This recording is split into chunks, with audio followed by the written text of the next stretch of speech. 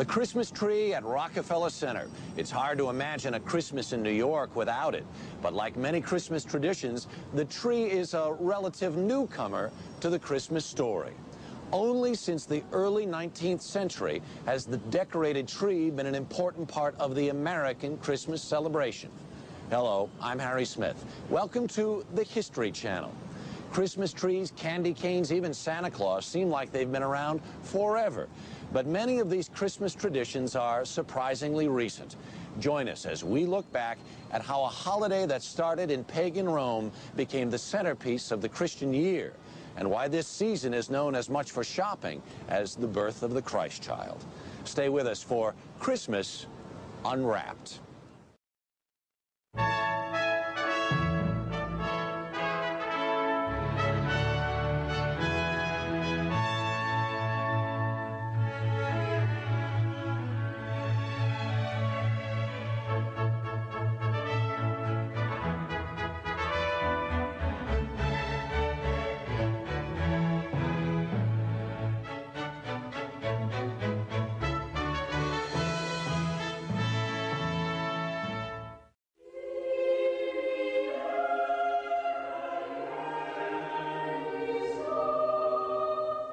It is a story everyone knows. After a rude refusal by a local innkeeper, Mary and Joseph bedded down in a barn in Bethlehem. The next day, Mary gave birth to a son, the Son of God. Those are the biblical origins of Christmas. But centuries before Jesus walked the earth, early Europeans were celebrating light and birth in the darkest days of winter. In the Norse country, this winter celebration was known as Yule. Around December 21st, the winter solstice, fathers and sons would drag home the biggest log they could find and set it on fire. The Yule log warmed, but it also looked ahead. Each spark was said to represent a pig or calf to be born in the spring. Also dragged inside were evergreens, the one plant that could make it through a Norse winter. Evergreens proved that life persisted in this dark time. There's a natural attraction to that which lives through the winter when one is struggling to survive through the winter. The evergreen is that part of nature that seems impervious to the coming of winter and the diminishing of the sun. And so it's an absolutely natural symbol, one which I think we react to almost without thinking about.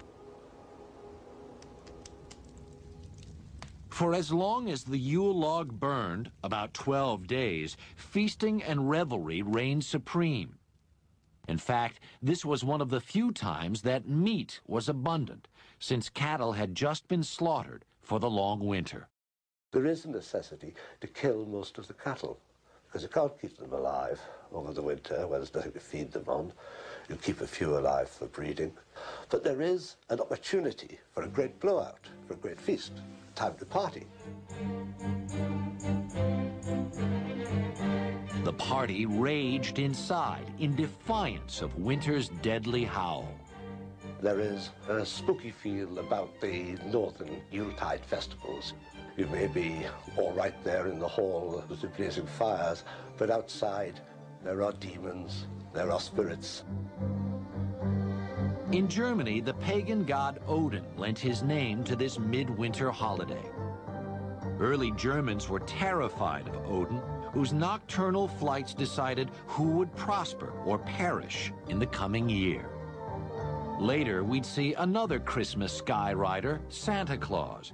But for now, staying inside became the smartest choice at this frightening time of the year.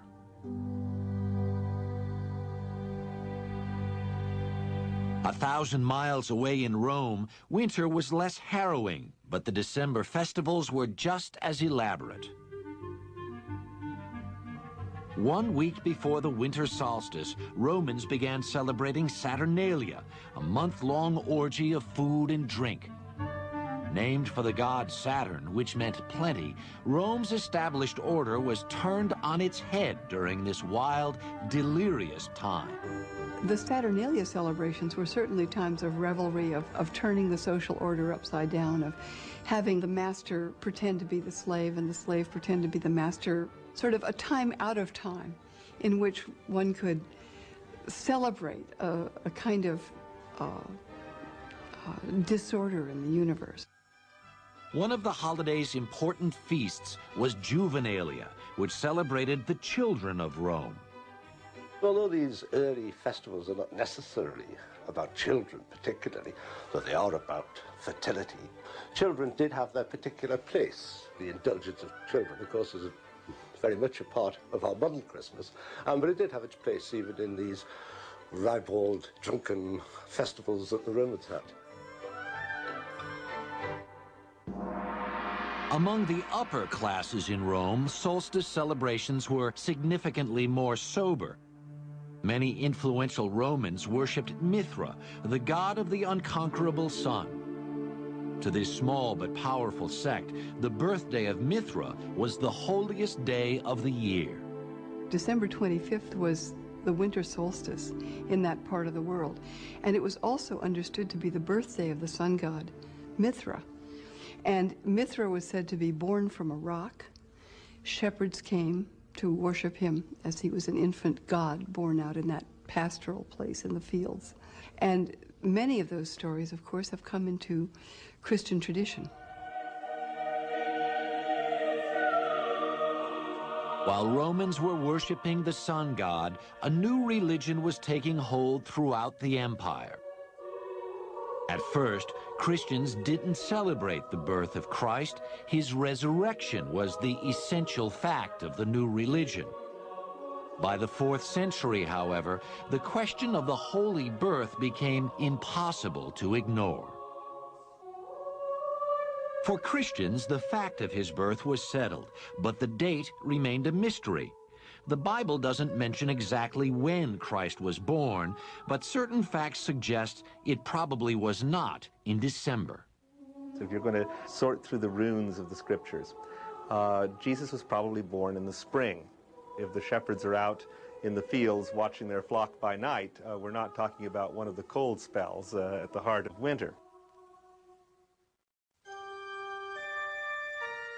If pagan Rome was already celebrating the birth of Mithra on December 25th, it seemed natural to honor the birth of the Christ child at the same time.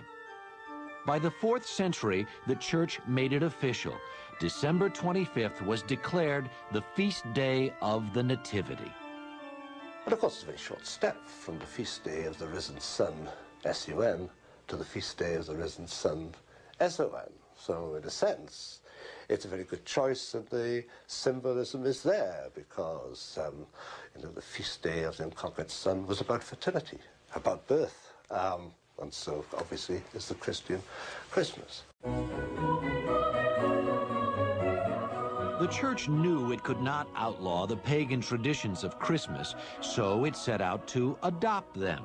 The evergreens traditionally brought inside were soon decorated with apples, symbolizing the Garden of Eden. These apples would eventually become Christmas ornaments.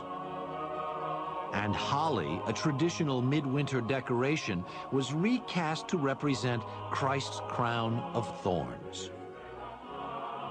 People already had their own agenda for this season, and that agenda was not one that was really radically changed when the names got changed from non-Christian to Christian names. The church pretty much had a policy of live and let live. If people would call themselves Christians and do lip service to the birth of the Savior, then let them do anything that they wanted to do with it. But on the other hand, by assigning the nativity to that time of year, the church really gave up the opportunity to control the way that celebration took place. The tension between piety and revelry at Christmas would reach its logical and extreme conclusion in Puritan England, when the holiday would be considered so un-Christian it was done away with altogether.